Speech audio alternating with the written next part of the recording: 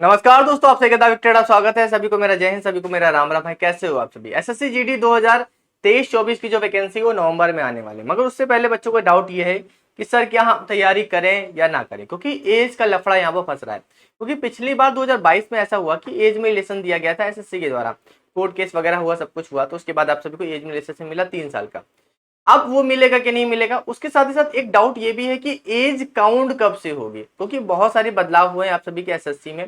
तो उस बदलाव के आधार पर आप सभी को बताना है कि मुझे कि आप लोगों को अब एज काउंट कब से होगी। तो वो बहुत जरूरी है, क्योंकि उससे कई लाखों बच्चे बाहर होंगे, लाखों बच्चे अंदर होंगे। चलते हैं वीडियो को स्टार्ट करते हैं। वीडियो अच्छी लगे वीडियो को लाइक करके चैनल को सब्सक्राइब जरूर करते हैं। हमारे व्हाट्सएप चैनल से जुड़ना ना भूले, कमेंट बॉक्स में मैंने पिन कर दिया। साथ साथ आप सबको ये भी बताना चाहता हूँ कि हमारी 75 डेज हार्ड चैनल की क्लासेस शुरू हो चुकी हैं, जो रात को 9 बजे लगती है मैथ की।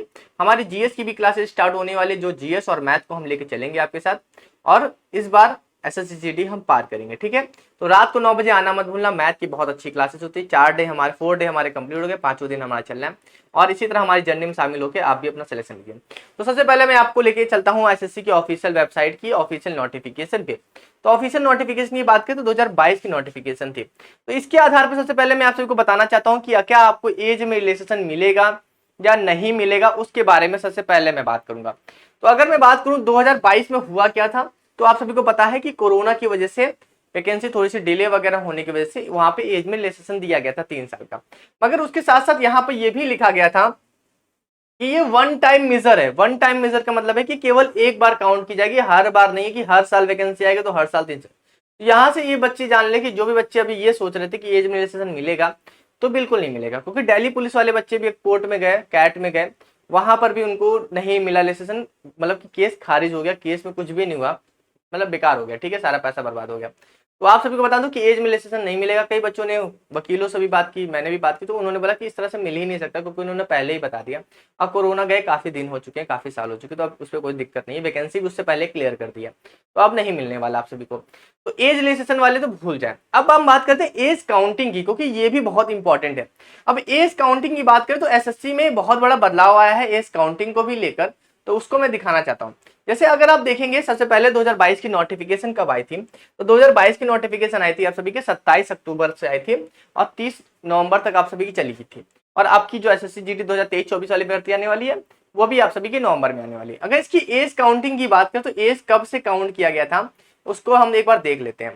तो अगर एज काउंटिंग की बात करें तो एज काउंट यहाँ पर कब से किया गया था आप सभी का, यहाँ पर किया गया था आप सभी का 1 जनवरी 2023 को माना गया था। ठीक है, उसको स्टैंडर्ड माना गया था 1 जनवरी 2023 से। यानी कि जो भी एज काउंट होगी वो जनवरी महीने से काउंट की जाएगी। ठीक है, यहाँ पर देखेंगे तो 2 जनवरी 2000 से लेकर 1 जनवरी 2005 तक इन्होंने एज काउंट की थी। मगर इस बार ऐसा नहीं है, इस बार बदलाव किया गया है। अब क्या बदलाव है मैं आप सभी को बताता हूँ। इससे कई बच्चों को फायदा भी, कई बच्चों को नुकसान भी होगा। तो इसके लिए मैं आप सभी को लेकर चलता हूँ अभी दिल्ली पुलिस की नोटिफिकेशन में। दिल्ली पुलिस की नोटिफिकेशन आप सभी को पता है वो कब आई थी। ठीक है, तो दिल्ली पुलिस की नोटिफिकेशन देखेंगे तो वो 1 सितंबर को आई थी। ठीक है, 1 सितंबर 2023 से 30 सितंबर तक उसकी नोटिफिकेशन चली। तो उसके बाद इसकी एज काउंटिंग की देखेंगे, अगर हम यहाँ पर नीचे जाके देखेंगे तो जहां पर एज काउंटिंग के बारे में बताया गया है, यहाँ पर देखेंगे तो यहाँ पर एज काउंटिंग कब से है आप सभी की, 1 जुलाई 2023 से।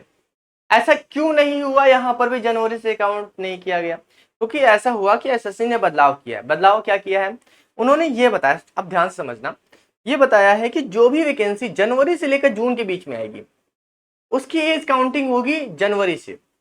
और जो वैकेंसी जिनका नोटिफिकेशन जुलाई से लेकर दिसंबर के बीच में आएगा, या जुलाई से लेकर दिसंबर, दोनों को शामिल करता हूं मंथ को, तो उनका एज काउंट कब से होगा, उनका एज काउंट होगा आप सभी का जुलाई से काउंट होगा, 1 जुलाई से। तो ये वैकेंसी अगर आपने देखा होगा तो सितंबर में आई है। अगर सितंबर में कोई भर्ती आती है तो उसकी एज काउंट कब से करेंगे, वो तो सेकंड वाले चली गई उसमें डिब्बे में, सेकंड वाले डिब्बे में चली गई, तो उसकी एज काउंट 1 जुलाई से होगी।